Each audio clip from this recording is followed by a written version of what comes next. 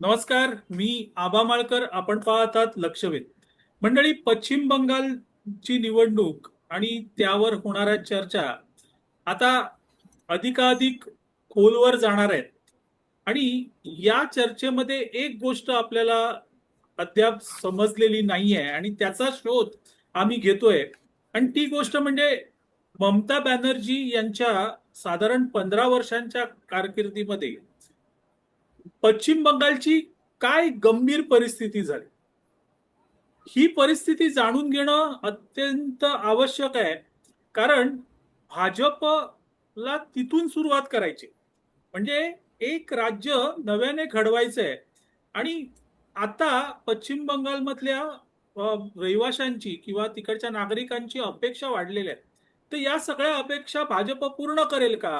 तर हे या सगळ्या गोष्टींचा उहापोह करण्यासाठी आज आपल्या सोबत आहेत युगस्वरचे संपादक. त्यांचं स्वतःचं युट्यूब चॅनल आहे आणि त्याचे संपादक अलोक ओक.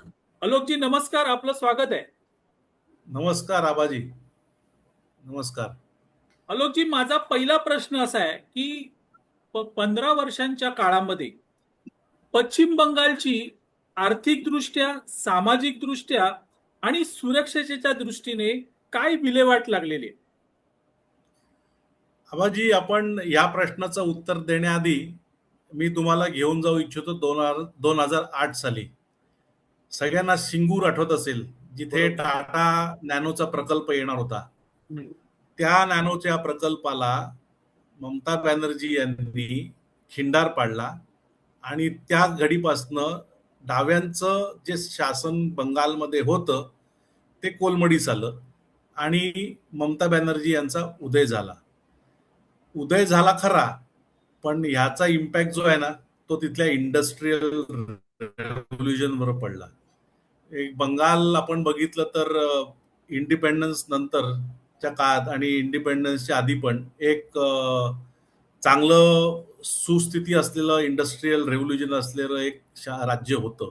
पण कालांतराने 2011 साली जेव्हा ममता बॅनर्जी यांचं शासन तिथे आलं, त्याच्यानंतर आपण बघितलं तर इंडस्ट्रीयल डाऊनफॉल सुरू झाला. नॅनो हे एक उदाहरण आहे. 2011 नंतर जेव्हा हे सरकार शासन जेव्हा या सरकारचं आलं, कुठल्याही राज्याचे इंडस्ट्रीयल रेव्होल्युशन असताना तर गव्हर्नमेंट लँड ॲक्विजिशनला सपोर्ट करतं. पण टीएमसी गव्हर्नमेंटचं जे रूल्स रेग्युलेशन होते त्याच्या अनुषंगाने they didn't support any land acquisition from government perspective. तर ह्याचा आपण आकडेवार केली तर 2011 ते 2025 या काळात जवळजवळ 6,628 कंपन्या आणि त्यातल्या 110 लिस्टेड कंपन्या यांनी त्यांचा बेस पश्चिम बंगालमधनं हलवला. त्या उत्तर प्रदेश, दिल्ली, महाराष्ट्र, गुजरात अशा राज्यांमध्ये स्थलांतरित झाल्या. ह्याच्यावरनं आपल्याला अंदाज येईल की या काळात काय परिस्थिती इंडस्ट्रीयल रेव्होल्युशनच्या दृष्टिकोनातून झाली. नक्कीच. पुढचा प्रश्न असा आहे की एक आकडेवारी पुढे आली की पश्चिम बंगालच्या बजेटमध्ये, नुकतंच जे बजेट ममता दीदींनी मांडलं, उद्योगधंद्यांसाठी 1100 कोटी, पण मद्रशांसाठी मात्र 6,000 कोटी. म्हणजे हा जो बरोबर. काही डिफरन्स आहे, त्यामुळे राज्य तर गेलंच. म्हणजे आता आपण म्हणजे उद्योगधंदे नाहीत. आज महाराष्ट्रामध्ये उत्तर प्रदेश, बिहार याच्या खालोखाल किंवा त्या जोडीने म्हणू आपण, पश्चिम बंगालची लोक दिसत आहेत, म्हणजे इकडे कामासाठी आलेले. तर या सगळ्या ज्या गोष्टी होत आहेत, घडल्या आहेत, तरीही ममता बॅनर्जी शेरनी असते, शेर असते, वाघीण असते.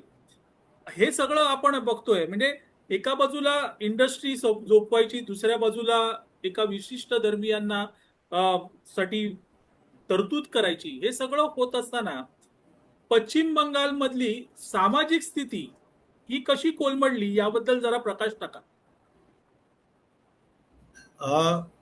आबाजी, कुठल्याही देशाचं किंवा राज्याचं समजा आपण इकॉनॉमिक हेल्थ तपासण्याचा प्रयत्न केला तर जीडीपी हा फॅक्टर जो आहे हा अति महत्वाचा फॅक्टर आहे. आणि आपण समजा पश्चिम बंगालचा जीडीपी ग्रोथ रेट आपण समजा बघितला तर तो साधारणतः 4.3च्या आसपास आहे. आणि आपला देशाचा जीडीपी अराउंड 6% 7%च्या जवळपास फिरतोय. सो एकंदरीत आपण ते आकलन लावलं. दुसरं आकलन आपण समजा लावलं की पश्चिम बंगाल जसं तुम्ही म्हणालात की एकीकडे आपण बजेटमध्ये जाहीर करायचं 1100 कोटी मी इन्व्हेस्ट करणार आणि दुसरीकडे एका विशिष्ट समाजाकरता ते पैसे डोनेट करायचे. ह्याचाच परिहास किंवा ह्याच रिफ्लेक्शन आपल्याला दिसतं की पश्चिम बंगालमध्ये त्यांचा जो डेप्ट आहे डेट तो 7.7 लाख करोड एवढ्यावर जाऊन थेपला आहे. म्हणजे एकीकडे आपण फक्त घोषणा करायच्या की आम्ही इंडस्ट्रीला प्रोत्साहन देऊ, आम्ही एवढे इन्व्हेस्टमेंट करू, पण आमचं ना जीडीपी ग्रोथ होत आहे, आमचं फिस्कल डेफिसिट पण वाढत आहे आणि आमचं राज्य कोलमडत चाललंय. आमच्याकडे पश्चिम बंगालमध्ये ममता बॅनर्जींनी 2018 साली जसं गुजरातमध्ये मोदीजी जेव्हा गुजरातचे मुख्यमंत्री होते त्या काळात इंडस्ट्रीला अट्रॅक्ट करण्याकरता जे मोदीजींनी केलं तेच ममता बॅनर्जींनी 2018 साली केलं. एवढं करून पण एफडीआय जे आपण म्हणतो फॉरेन डायरेक्ट इन्व्हेस्टमेंट ती फार कमी प्रमाणात पश्चिम बंगालमध्ये आहे. म्हणजे आपण एकीकडे फक्त घोषणा करायच्या पण पोषक वातावरण जे इंडस्ट्री करता पाहिजे ते आपण द्यायचं नाही. फक्त आपण बोंबाबोंब करायची, आम्ही हे करतोय आम्ही ते करतोय इंडस्ट्री करता, पण ग्राउंड लेवलला आम्ही काही करणार नाही आणि शेवटी रडणार मी वाघीण आहे पण मला लोकांनी तारणार नाही केली. नक्कीच. पश्चिम बंगालमधलं म्हणजे इंग्रज पहिल्यांदा आले ते पश्चिम बंगालमध्ये झाले आणि बरोबर. कलकत्ता हे त्यावेळेस आर्थिक राजधानी त्यांनी होती, म्हणजे जवळजवळ, कारण तिकडनंच उद्योगधंदे सुरू झाले आणि ते देशभर पसरले. त्यानंतर पश्चिम बंगालची जी वाताहत झाली म्हणजे डाव्यांची राजवट, त्यानंतर ममताची राजवट, यामुळे या सगळ्या याच्यामुळे सर्वसामान्य बंगाली व्यक्ती ही कशी भरडली गेली, म्हणजे ती सेक्युलरिझमच्या नावाखाली तिला पोचलं गेलं पण ती प्रत्यक्षात भरडली गेली होती. याचं नेमकं कारण काय?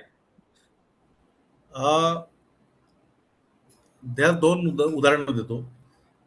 भारतात साधारणतः 2002-2003च्या आसपास समजा आपण बघितलं तर जेवढ्याही मल्टीनॅशनल कंपन्या होत्या किंवा आत्ताही ज्या आहेत सगळ्यांचं रजिस्टर्ड ऑफिस हे चौरंगी स्ट्रीट लेन होतं.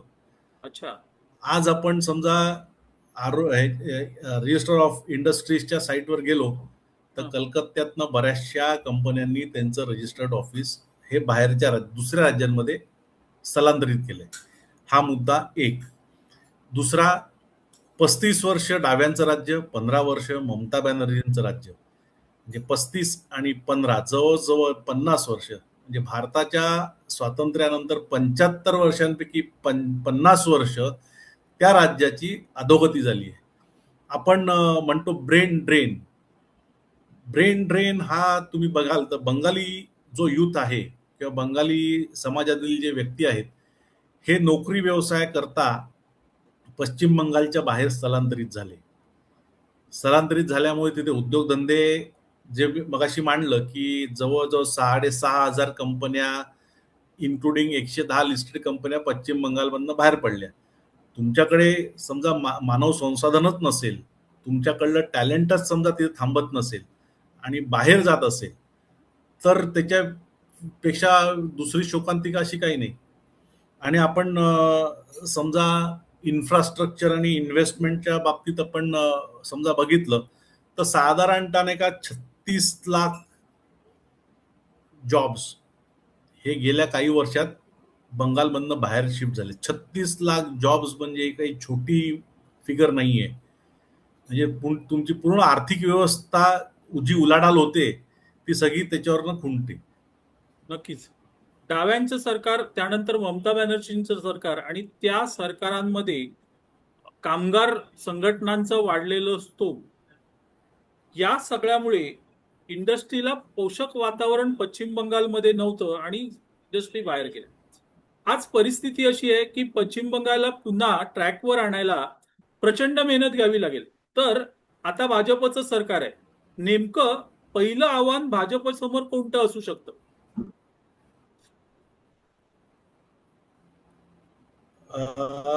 से पहिलं जे आव्हान मेजर आहे भाजप समोर, हे तिथे जो आतापर्यंत विश्वासघात झाला तो न्यूट्रलाइज करणं हे मेजर आव्हान आहे.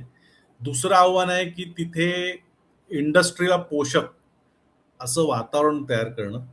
तुम्हाला एक गंमत सांगतो आबाजी, एक एक हं, आकडा आता मी बघत होतो हां, की आपण जे म्हणतो ना ब्रेन ड्रेन किंवा इकॉनॉमिक लॉस, हं. तर साधारणतः का 84 लाख जे बंगाली युवक आहेत त्यांनी पश्चिम बंगाल ममता बॅनर्जीच्या काळातील अनएम्प्लॉयमेंट अलाउन्स ह्याच्या खाली नाही का स्वतःची नावं नोंदवली आहेत. अच्छा. सो हा 84 लाख आपल्याकडे तिथे युथ आहे. त्या युथला एम्प्लॉयमेंट देणं हे एक भाजप समोर आता मोठं आव्हान असणार आहे.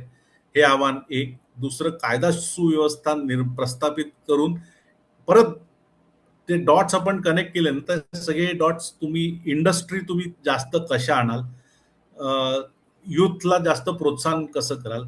आणि तिसरं, या गोष्टी करता वरती आतापर्यंत या चर्चेत आपण फोकस नाही केला, ते म्हणजे एज्युकेशन. हां, पश्चिम बंगाल हे काही एज्युकेशन हब होतं. आय बरोबर. एम सगळ्या आपण समजा आय एम घेतले तर I M A B C, त्यातलं सी जे कलकत्ता आय एम आहे ते फार महत्वाचं होतं. बरोबर. जाधवपूर युनिव्हर्सिटी पण चा उल्लेख आपण करायला पाहिजे, ती पण एक महत्वाची युनिव्हर्सिटी आहे. ह्या सगळ्या वातावरण निर्मिती भाजपला करणं आवश्यक आहे. त्याच्यानंतर जी 5 ट्रिलियन इकॉनॉमिक डॉलरचं आपलं जे स्वप्न आहे, जे आपण अग्रेसरपणे त्याकडे कूच करत आहोत, त्यात महाराष्ट्र, उत्तर प्रदेश, आता पश्चिम बंगालचा पण त्यात समावेश करून त्यांना मेन स्ट्रीम मध्ये आणणं हे हां, मोठं आव्हान आता नवीन सरकार पुढे असणार आहे. अच्छा. सो बेसिकली तुम्हाला युथला चॅनलाइज करायचंय, तुम्हाला इंडस्ट्रीला पोषक वातावरण निर्माण करायचंय आणि रोजगार निर्मितीवरती फोकस द्यायचा आहे. नक्कीच. ममता बॅनर्जी मुख्यमंत्री असताना पश्चिम बंगालमध्ये त्यांनी केंद्र सरकारच्या योजना लागू केल्या नाहीत. म्हणजे त्यांचं म्हणणं असं होतं की तुम्ही डायरेक्ट शेतकऱ्यांच्या खात्यात पैसे का पाठवता, डायरेक्ट कामगारांच्या खात्यात पैसे का पाठवता. त्याला ऑब्जेक्शन होतं, कारण मधले जे पैसे जातात, जर सरकारमार्फत द्यायचे तर मधले पैसे जातात, जे राजीव गांधीने सांगितलं बरोबर. प्रत्यक्ष पोचतं 10 पैसे पण पोचत नाही. तर आता केंद्र सरकारच्या योजना राबवताना त्या कोणत्या बेसिसवर, म्हणजे थेट तर जाणारच, पण त्याचा हम्म. मोठा इम्पॅक्ट पश्चिम बंगालमध्ये पडेल? नक्कीच. एक मगाशी मुद्दा सांगायचा राहिला की हा, आपण मागच्या 10 वर्षात समजा बघितलं हा, तर ज्या ट्रेडिशनल मॅन्युफॅक्चरिंग सेक्टर जे बंगालमधलं होतं, ट्रेडिशनल बंगालमध्ये काय उत्पादन होतं? ज्यूट, हा, कॉटन हा, आणि चहा. हा. हे मेजर 3 प्लांटेशन प्रोडक्ट्स आहेत, टी अँड ज्यूट. हे आपण जर प्रस्तावित केले, इथे रोजगार निर्मित, आता हे नाही का मागच्या 10 वर्षात या सेक्टरमध्ये फार घसरण आली आहे. आणि या इंडस्ट्रीला प्रोत्साहन दिलं तर राईट, ज्यूट असेल किंवा टी असेल, it impact right to the last person on the ecosystem, that is farmer. आता तुम्ही या इंडस्ट्रीजला प्रोत्साहन दिलं तर शेवटच्या घटकापर्यंत म्हणजे शेतकऱ्याच्या अकाउंटला डायरेक्ट पैसा जमा होणार आहे. आणि जे मध्ये या 15 वर्षात जे गुंडा राज आलं, जे इन्फल्ट्रेशन आलं, जे सिंडिकेट राज आलं, जे करप्शन इथे फोफावलं, या सगळ्या गोष्टींना आळा पोचणार आणि शेवटच्या घटकापर्यंत त्याच्या अकाउंटमध्ये पैसा जमा होणार. आणि तोच पैसा शेवटी आपल्या इकोसिस्टम मध्ये येणार आणि तुमची जीडीपी, जो आपण ब्लड लाईन म्हणतो कुठल्या इकॉनॉमिक सिस्टीमची, या सगळ्या लिंकेजमुळे तुमची जीडीपी पण वाढणार. बरोबर. निश्चित. सगळे वाद, म्हणजे तो सेक्युलरिझमचा वाद असेल, हिंदुइझमचा वाद असेल, सगळे वाद हे पोटाच्या खळगीकडे येऊन संपतात. ज्या वेळेस बरोबर. पोटाची खळगी भरली जात नाही, त्यावेळेस ह्या वादांना काही अर्थ नसतो.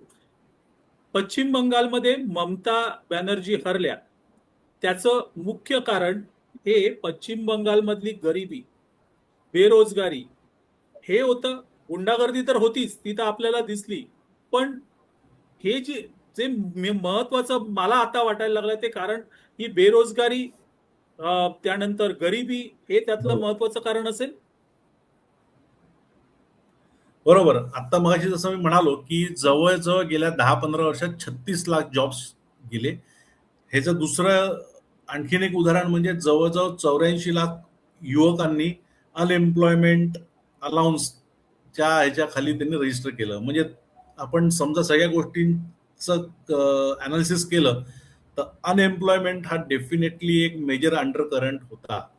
बेरोजगारी तिथे मोठ्या प्रमाणात आहे आणि लोकल युथला जॉब न मिळता हे बांगलादेशातनं जे घुसखोर येत आहेत त्यांना दीदींच्या राज्यात जास्त नोकऱ्या किंवा पोटपाण्याची संधी मिळाली आणि जो स्थानिक जो भारतीय होता, जो पश्चिम बंगालमधला युवक होता, त्या स्थानिक युवकाला नोकरी न मिळता हे घुसखोर जे आले, बनावटी रेशन कार्ड आणि बनावटी आधार कार्ड ममतांच्या राज्यात फोफावले, त्या माध्यमातून जे बांगलादेशी आले त्यांना जास्त तिथे नोकऱ्यांची व्यवस्था झाली आणि जो होत करू, कष्ट करू आणि जो आपला बंगाली भारतीय युवक होता त्याच्या पोटावर पाय देण्यात आला. या मेजर अंडर करंट्स आहेत ज्याच्यामुळे बंगालमध्ये आज आपण जे बघतोय ते बघतोय. नक्कीच. सगळ्यात महत्वाचा मुद्दा तो म्हणजे सुरक्षा. बंगाल हे सीमावर्ती राज्य आहे. बांगलादेशाची सीमा बंगालला लागून आहे आणि ममता तिथेच अडवणूक करत होती. फेन्सिंग करायला परवानगी दिली नव्हती. सुप्रीम कोर्टाचा आदेश होता, पण त्यांनी दंड भरला, पण फेन्सिंग करू होऊ दिली नाही.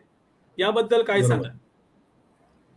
आपण भौगोलिक दृष्ट्या समजा आज बघितलं हा. तर 2-3 महत्वाची राज्य आहेत जी त्रिपुरा, आसाम आणि पश्चिम बंगाल ह्यांच्या आसाम आणि मुख्यतः आसाम आणि पश्चिम बंगालच्या बॉर्डर ज्या बांगलादेशला कनेक्टेड आहे आणि जे काही इन्फल्ट्रेशन होत होतं हे मेजरली पश्चिम बंगाल मधनं होत होतं. 24 परगणा आणि हा जो परिसर आहे तिकडनं आज या दोन्ही राज्यांमध्ये एक ज्या असं सरकार आसाममध्ये आहे हिमंता बिस्वा शर्मा यांच्या माध्यमातून आणि पश्चिम बंगालमध्ये पण आता नेशन फर्स्ट या धोरणाने चालणार सरकार येणार आहे. तर मला असं वाटतं की ममता दिदींच्या हारण्याचा नाही का जास्त दुःख हे बांगलादेशमधल्या सरकारला झालं असेल कारण की त्यांना आता घुसखोर पाठवता येणार नाही भारतात. आपली सीमा जी आहे ना आता ते जास्त सुरक्षित होईल ज्याची खरंच गरज होती. नक्कीच. हा जो भाग जो इन्फ्लुएंट म्हणजे घुसखोरीचा भाग होता, तो घुसखोरीचा भाग हा बांगलादेशी घुसखोरांसाठी नंदनवन होता. तिथे ममता बरोबर. आणि ते जे यायचे त्यांचं आधार कार्ड, जन्म प्रमाणपत्रापासून सगळं तयार व्हायचं हे पश्चिम बंगालमध्ये. आणि केवळ पश्चिम बंगालमध्येच नाही तर हे बांगलादेशी घुसखोर मग तिथून संपूर्ण देशभरात पसरायचे. हा एक ट्रेंड होता आणि जोपर्यंत पश्चिम बंगाल सुरक्षित होत नाही तोपर्यंत हे घुसखोर काही येणं थांबणार नाही, हे होतं. भाजप याकडे कोणत्या दृष्टीने बघेल, म्हणजे प्रायोरिटीली हा मुद्दा भाजप हाती घेईल? निश्चित ह्याचं समजा आपण बघितलं ना तर ह्याचं बीजारोहण हे SIR जे इम्प्लिमेंट केलं हा. तिथेच सुरू झालंय आणि कालांतराने पश्चिम बंगालच्या माध्यमातनं जे कोणी हे घुसखोर रोहिंग्या असोत किंवा बांगलादेशी असोत हे जे घुसखोर भारतभर जे फोफावलेत हे आज ना उद्या या SIRच्या माध्यमातून हे वापस खदेडल्या जातील एवढं निश्चित. आणि देशाच्या सुरक्षिततेकरता ही पावलं महत्वाची आहे. एन्फोर्समेंट हे आजच्या घडीला सगळ्यात महत्वाचं आहे. बंगाल असो किंवा आसाम असो किंवा भारतातले इतर राज्य असोत आपल्याला समजा ग्रोथ करायचं आहे. आपल्याला समजा ब्रेन मेजर प्रॉब्लेम आहे ना तो ब्रेन ड्रेनचा आहे. बंगालमधली युवक इतर राज्यांमध्ये जात आहेत पण बाकीच्या प्रगल्भ राज्यांमधली महाराष्ट्र असो कर्नाटक असो इथली युवक आंध्र असो इथली युवक अमेरिकेत जात आहेत. सो हे ब्रेन ड्रेन थांबून आपल्याला भारताला प्रगती पथावर न्यायचं असेल तर या उपाययोजना भाजप सरकार जे पश्चिम बंगालमध्ये येईल आणि हेमंत बिस्व शर्मा यांच्या माध्यमातून जे सरकार आसाममध्ये ऑलरेडी त्यांची थर्ड टर्म आहे, म्हणजे हेमंत बिस्वा यांची सेकंड आणि भाजपची थर्ड, यांच्या माध्यमातून मला असा विश्वास आहे की डेफिनेटली या गोष्टी या पुढल्या काळात निश्चित राबवण्यात येतील. ममता बॅनर्जींच्या काळामध्ये बंगाल कंगाल झालं. हे होत असताना केवळ ममता बॅनर्जी या सेक्युलर आहेत म्हणून उद्धव ठाकरे असतील, राहुल गांधी असेल, अखिलेश यादव असेल, तेजस्वी यादव असेल, या लोक हेमंत सोरेन असेल, या सगळ्या लोकांनी, स्टॅलिन असतील, या सगळ्या लोकांनी ममता दिदीला डोक्यावर घेतलं. पण बरोबर. ही जी सत्य परिस्थिती की ज्याच्यामुळे सेक्युलरच्या नावाखाली बंगालला कंगाल केलं, हे मात्र कुठेही पुढे आलं नाही. अशा वेळेस भाजपकडून मी तसे काही प्रयत्न झाले नाहीत की बाबा याच्यामध्ये जी परिस्थिती आहे तिथली आर्थिक परिस्थिती आहे, सामाजिक परिस्थिती, ते हायलाइट व्हायला पाहिजे. आता हळूहळू एक एक गोष्टी बाहेर येत आहेत, पण पूर्वी सीमित होतं फक्त ममता बॅनर्जींची गुंडगिरी एवढापर्यंत लोकांना माहित होतं. आज मात्र तसं नाही. आता अनेक गोष्टी बाहेर येणार आहेत. कसा हा बंगाल कंगाल झाला हे बाहेर येणार आहे. पण त्याचबरोबर मग कंपॅरिझन होणार, तुलना होणार की मग तुम्ही काय करताय. अशा वेळेस बरोबर. भाजपची रणनीती काय असावी, म्हणजे तुम्ही काय रणनीती तज्ञ नाही भाजपचे, पण काय असू शकते असं वाटतं तुम्हाला? नाही, आता कसं आहे, म्हणजे मी काय भाजपचा स्ट्रॅटेजिस्ट नाही, मी एक बरोबर. सामान्य नागरिक आहे. हा. पण आता जे मला वाटतंय ना की आता canvas is very big for BJP to play, आणि ह्या कॅनव्हासवरती बीजेपीला भरपूर काही चांगलं काम करता येईल. म्हणजे आता पाठी कोरी आहे थोडक्यात सांगायचं ना, तर बरोबर. डाव्यांनी 35 वर्ष, ममतानी 15 वर्ष, 50 वर्षात पूर्ण बंगालचं वाटोळ केलंय. पाठी कोरी आहे आणि ह्यांना फाउंडेशन स्ट्रॉंग करून ह्यांना नाही का मजबूत इमारत बांधता येणार आहे. तुमच्या कृषी क्षेत्रात असो, एम्प्लॉयमेंट इंडस्ट्रीच्या क्षेत्रात असो, शिक्षणाच्या क्षेत्रात असो, आणि बंगालचं आपण समजा बघितलं ना तर संस्कृती म्हणजे रवींद्रनाथ टागोर, स्वामी विवेकानंद, रामकृष्ण परमहंस बरोबर. यांच्यासारखे थोर विचारवंत त्या राज्यात घडलेत. तर बीजेपीला एक सुवर्ण संधी आहे की पाठी कोरी आहे, स्ट्रॉंग फाउंडेशन ले करून बंगालला परत त्याचे पूर्वीचे दिवस आणून देणं, हे माझ्या मते तरी आता सुवर्ण संधी आहे भाजपसमोर. निश्चित निश्चित.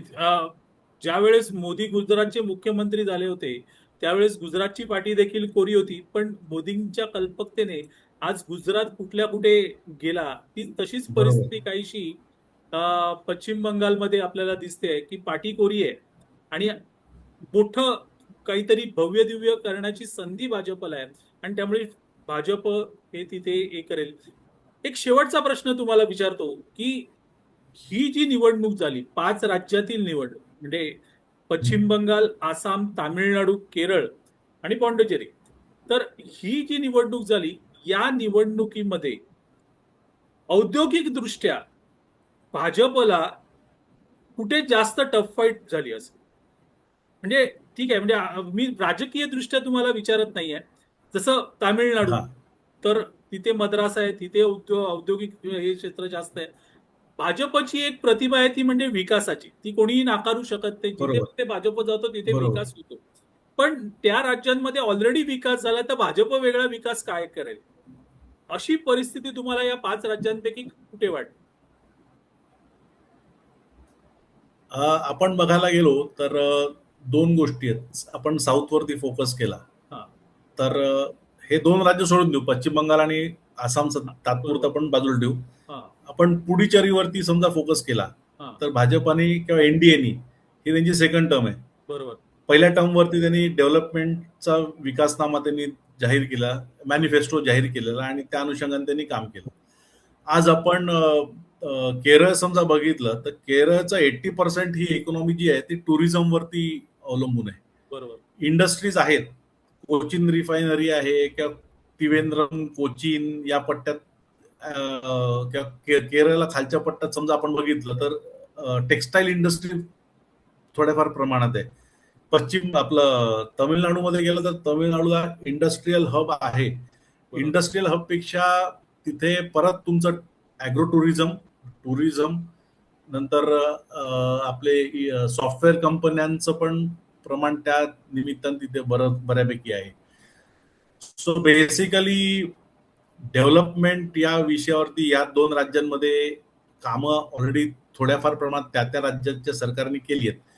पण आपण ट्रेडिशनली समजा बघितलं तामिळनाडू आणि केरळ, इथे दरवेळेस निकाल जो प्रस्थापित किंवा जो सिटिंग गव्हर्नमेंट असतं ते हमखास दरवेळेस पडतं आणि बरोबर. अपोजिशन हमखास दरवेळेस निवडून येतं. म्हणजे दर 5 वर्षांत ते चेंज होतं तिथे. या दोन्ही राज्यांमध्ये आपण समजा बघितलं तर. खरंय. सो भाजपला स्पेसिफिकली तिकडे ग्रास रूटला जाऊन डेव्हलपमेंट, जसं आता तामिळनाडू आपण बघितलं. सो मध्ये मी माझ्या चॅनलवरती एक व्हिडिओ केला होता that was related to hydro energy, nuclear energy. Kalpakkam झालं अशा ज्या शहर आहेत तामिळनाडूमध्ये, तिथे त्या जी न्यूक्लिअर एनर्जी आहे त्याचं भारताला किती महत्वाची आहे. त्यातनं भारत हा त्या फील्डमध्ये नाही का डॉमिनन्स करणार आहे. आपल्याकडे थोरियमचा साठा भरपूर आहे. बरोबर. अशा सेगमेंटमध्ये तामिळनाडू असेल किंवा केरळ असेल, इथे भाजपच्या मॅनिफेस्टोमध्ये development from giving more jobs to the local youths या परिभाषेतनं आपण समजा भाजपने प्रचार केला तर येणाऱ्या काळात डेफिनेटली त्यांच्याकरता सुवर्ण संधी आहे. नक्कीच. तर मित्रांनो, हे होते अलोक ओक आणि त्यांनी भाजप समोर असणारी भविष्यातली पश्चिम बंगालमधली आव्हानं यांचं उहापोह केला. तसंच एकंदरीत ममता दिदींच्या कार्यकाळामध्ये पश्चिम बंगाल हा कंगाल कसा झाला हेही त्यांनी सांगितलं. आलोकजी यांचं स्वतःचं चॅनल आहे युगस्वर नावाचं. त्या चॅनलवर ते नियमित व्हिडिओ टाकत असतात. त्यांचंही चॅनल तुम्ही बघा, त्यांच्या चॅनलला लाईक करा, त्यांचे व्हिडिओ लाईक करा, चॅनलला सबस्क्राईब करा. तुर्तास आलोकजी, आपण या चॅनलवर आलात, आमच्याशी गप्पा मारल्यात, त्याबद्दल खूप खूप धन्यवाद. धन्यवाद आबाजी. तुम्ही मला संधी दिली त्याबद्दल तुमचे धन्यवाद. मंडळी, तुर्तास इथे थांबतोय. पुन्हा भेटू एका नवीन पॉडकास्टसह. तोपर्यंत रजा घेतो. धन्यवाद.